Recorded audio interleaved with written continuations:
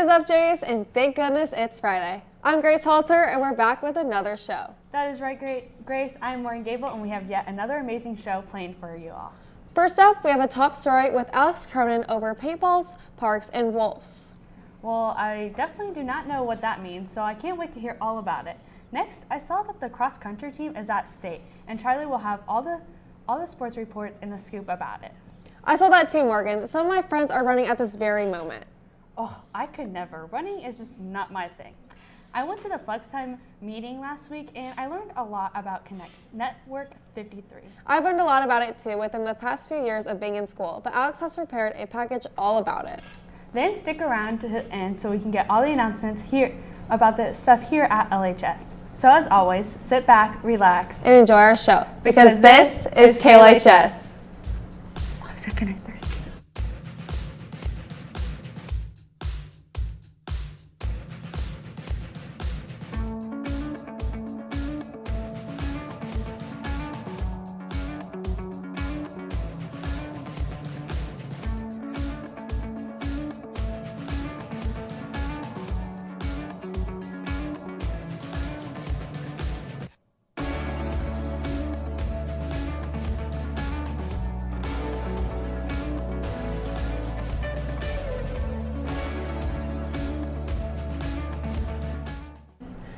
Hey Morgan, what is your favorite fall activity? Probably going to the pumpkin patch or apple picking.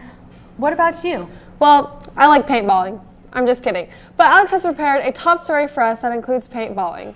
Oh, I have never heard about that. People using paintballs to make animals less tame? Well, Alex has all the details.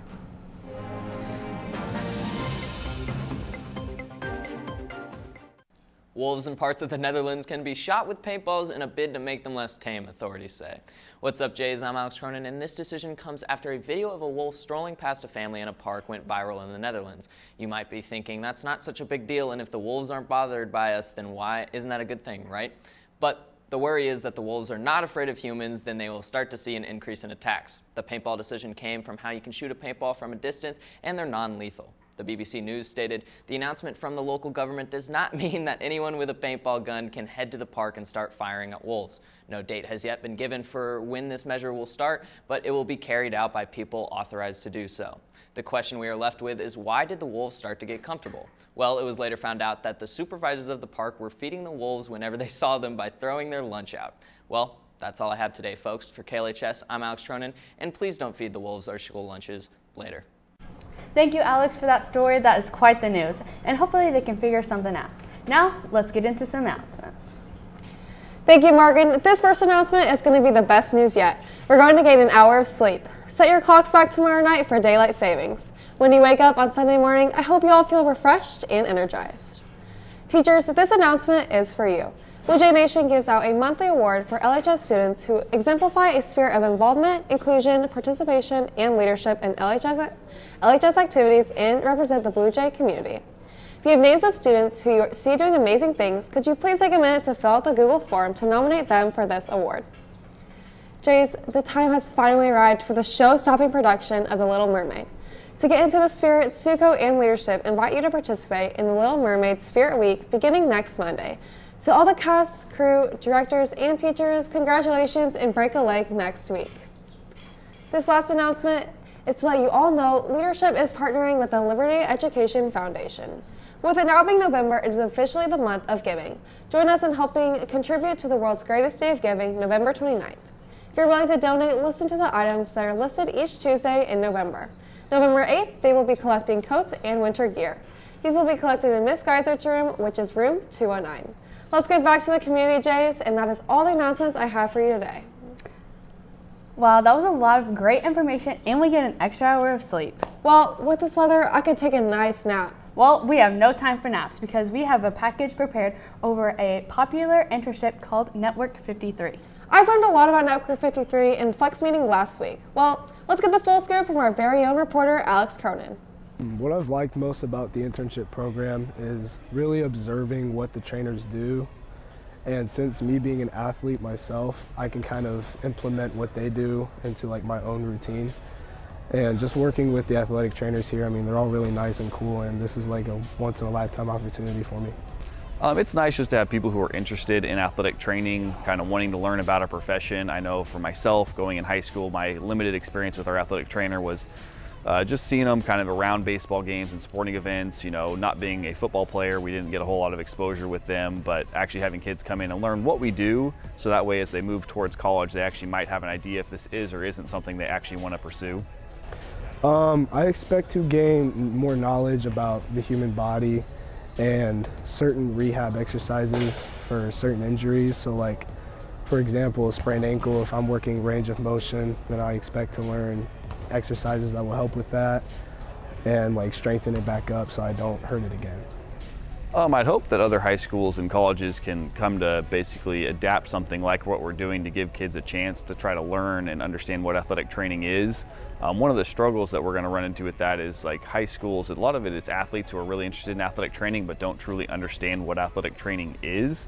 And so being able to get kids who maybe are not athletes but are interested in athletics is going to be the real draw and real benefit for them, as they're going to have a chance and opportunity to do more than kids who are athletes and have practices and sporting events to go to. I would recommend Network 53 internship program to other students because it's a once in a lifetime opportunity. I mean, it could really like help you out with what you want to do in the future.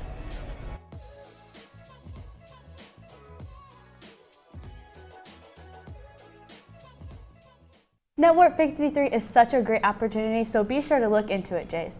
Speaking of great opportunities, our cross-country runners are at state. Do you know how they're doing, Grace? Well, Morgan, I've not talked to them today because they're all currently running, but I know that Charlie has more information about it. So let's head to him.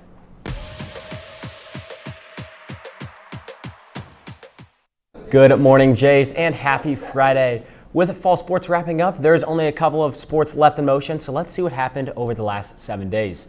On Saturday, our cross-country team traveled over to Kearney at Jesse James Park to compete in the district meet. The day started with Liberty's men's team at 8 a.m. The Jays ran really well, led by Miles Thornburg, who placed second overall in districts. The men's team took second overall and qualified for state. On the women's side, the Lady Jays also raced really well, placing third in districts. The Lady Jays' top medalists were Ella Brown, who took seventh, and Britta Faust, who grabbed the ninth spot. The Jays, who qualified for state, are racing right now in Columbia, and on Monday, I'll have the rest of the results from that meet. But for now, let's head over to swim. Our swim team participated in a meet this weekend and placed third overall in the very first Suburban Silver Conference meet. I spoke with Coach Murphy in a press conference on how he feels the conference meet went. That kind of propelled us into conference. And last week we had our conference meet, and by the heat sheet we were probably supposed to get fifth in our conference, and we were 2 points out of second and had just almost 100% best times. And so it's really been good the last month and a half for everybody to really come together. We have a lot of young guys, and so just getting everybody on the same page has been it was a little rocky for a month and a half, but the last half of the season's been really good. So we're really excited for state next week. Thank you, Coach Murphy. And if you're wondering, the events Liberty won. Ian Everett won the 100 and 200 meter free. And then the Jays also took home a relay win, with the relay consisting of Ian Everett, Mako Teresa, Dylan Odong, and Simon Deaver. Congratulations to the swim team and good luck next week at state. Our football team played in round one of districts versus Blue Springs South last Friday. Liberty found the end zone 2 times in this game, and despite the hot start to the second half and the 230 rushing yards, Liberty would fall, meaning the football season would come to an end here at Liberty. However, Liberty's golf team recently had the opportunity to go to state, and Libby Hurst had the chance to sit down with Grace Ratchford and ask her all about how the state experience was. Hi, I'm Grace Ratchford, and I'm a senior on the golf team, and this year I made it to state, and the state was played on the 17th and the 18th. It consisted of 3 days. First day was practice round, and then the next 2 were competitive play. On day 1, front 9, I actually did really well, and then back 9, it didn't go according to plan, but I was still proud with how I played. A big factor in my playing was the temperature. Day 1 was fine, but it compared absolutely nothing like day 2. On day 2, it was 36 degrees when I teed off, and because of that, I didn't play how I wanted to on that day. I was overall happy with my state performance. I'm sad that my senior year is over and I'm officially done with golf, but I'm more grateful for all the memories and friendships I made. Libby, it sounds like the entire opportunity was a lot of fun. That's going to wrap up sports today. This has been Charlie Marshall signing off from KLHS. Thank you, Charlie, and good luck to all the sports competing. Couldn't have said that any better. Well, Jays, it looks like our show is coming to an end. But before we go, please stand for the pledge. I pledge allegiance to the flag of the United States of America and to the republic for which it stands, one nation, under God, indivisible, with liberty and justice for all. Thank you to our on-air crew. And thank you to our amazing production crew. For KLHS, I'm Grace Halter. And I'm Maureen Dable. Later, Jays.